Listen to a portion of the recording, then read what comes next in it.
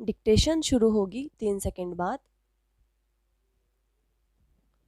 स्वामी विवेकानंद को सच्चे भारत भक्त विशेषण से विभूषित करने का विशेष प्रयोजन है।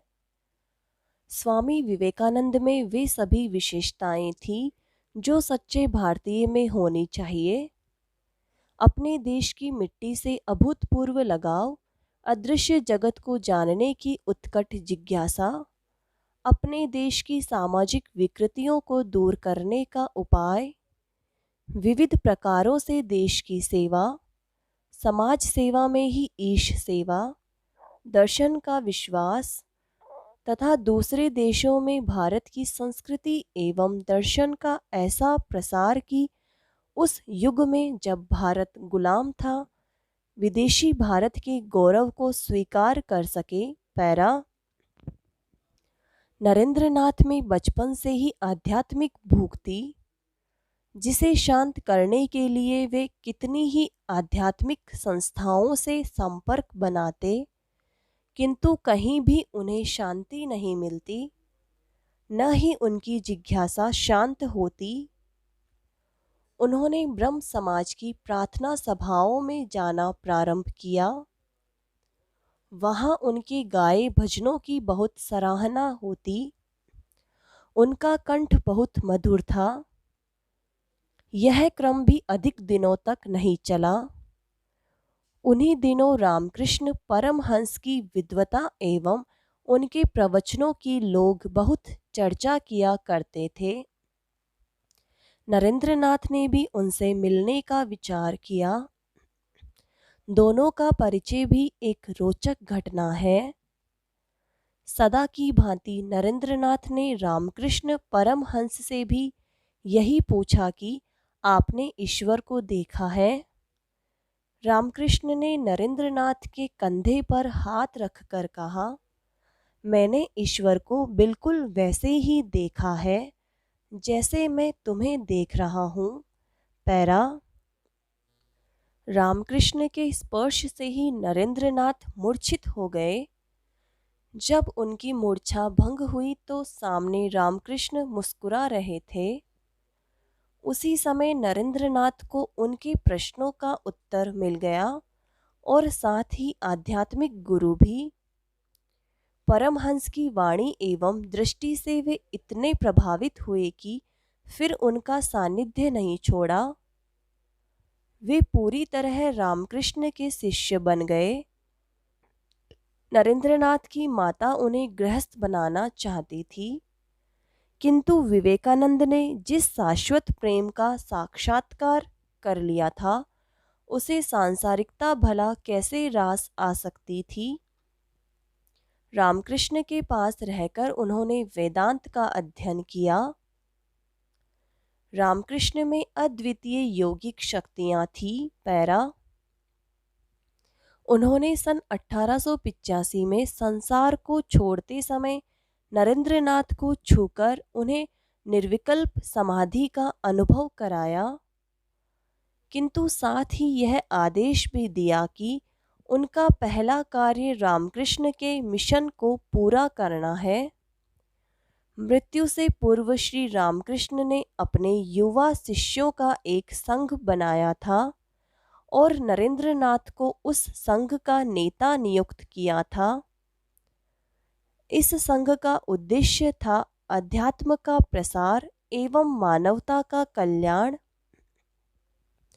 उद्देश्य की पूर्ति हेतु नरेंद्रनाथ ने हावड़ा के निकट बेलूर मठ में रामकृष्ण मिशन के मुख्य कार्यालय की स्थापना की। उसके बाद ही उन्होंने सारे देश में घूम घूमकर मानवता का दर्शन किया, उनकी समस्याओं को समझा और उन्हें सुलझाने का प्रयास किया। पैरा। जब स्वामी जी मद्रास में थे तब उनको अमेरिका में आयोजित होने वाले सर्वधर्म सम्मेलन की सूचना मिली। स्वामी जी ही उस समय ऐसे व्यक्ति थे जिन्हें भारतीय दर्शन एवं संस्कृति के ज्ञान पर जितनी महारत हासिल थी, उतना ही संस्कृत भाषा और अंग्रेजी भाषा पर अधिकार था। शिष्यों की सहायता से वे इस पवित्र यात्रा के लिए निकल पड़े। न तो उनके पास पर्याप्त धन था और न ही वस्त्रादि की सुविधा। अमेरिका पहुंचकर उन्हें ज्ञात हुआ कि अभी सम्मेलन होने में देर है। उनके ये दिन बड़े कष्ट में बीते।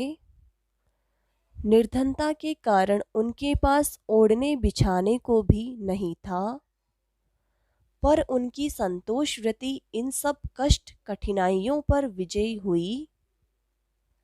लंबी प्रतीक्षा एवं कठिनाइयों के पश्चात अंततः 11 सितंबर 1893 को कोलंबस के हॉल में धर्मों की संसद की कार्यवाही आरंभ हुई। संसार के विभिन्न धर्मों ने अपने अपने प्रतिनिधि भेजे थे और यूरोप के बड़े बड़े पादरी और धर्मशास्त्र के आचार्य हजारों की संख्या में उपस्थित थे। पहले तो किसी ने उनकी ओर ध्यान ही न दिया, पर सभापति ने बड़ी उदारता से उनकी प्रार्थना स्वीकार कर ली। वह समय आ गया जब स्वामी जी को अपनी पांडित्यपूर्ण ओजस्वी वाणी से पश्चिम वासियों के समक्ष कुछ कहने का अवसर प्राप्त हुआ। श्रोता मंत्रमुग्ध हो गए।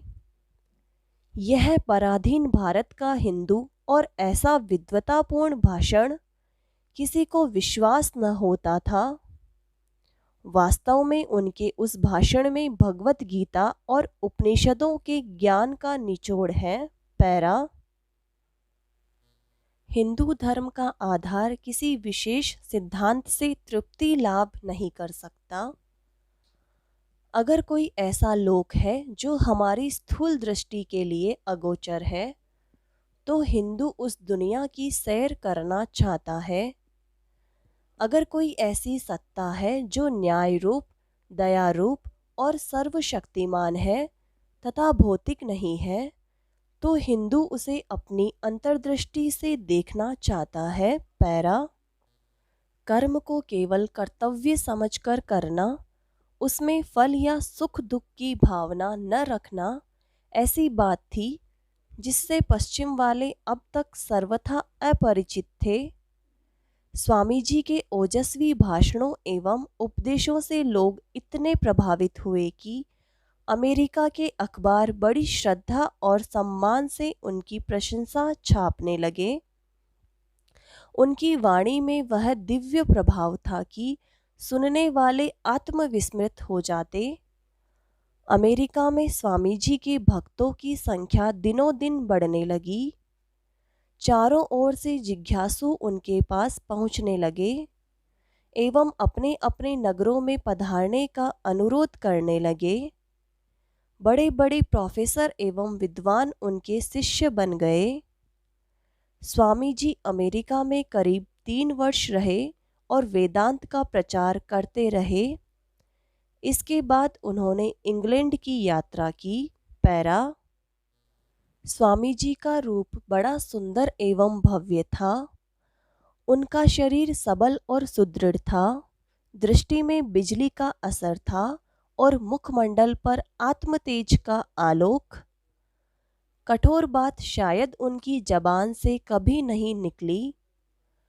स्वामी जी अपने देश की परंपराओं, महापुरुषों, जीवन शैली सभी को श्रद्धा योग्य मानते थे। प्यारे देशवासियों, पुनीत आर्यावर्त के बसने वाले, क्या तुम अपनी इस तिरस्करणीय भीरुता से वह स्वाधीनता प्राप्त कर सकोगे जो केवल वीर पुरुषों का अधिकार है? हे भारत निवासी भाइयों, अच्छी तरह याद रखो कि सीता, सावित्री और दमयंती तुम्हारी जाति की देवियां हैं। हे वीर पुरुषों, मर्द बनो और ललकार कर कहो कि मैं भारतीय हूँ, मैं भारत का रहने वाला हूँ। हर एक भारतवासी, चाहे वह कोई भी हो, मेरा भाई है। अनपढ़ भारतीय, ऊंची जाति का भारतीय, नीची जाति का भारतीय, सब मेरे भाई हैं। भारत मेरा जीवन, मेरा प्राण है। भारत के देवता मेरा भरण पोषण करते हैं। समाप्त।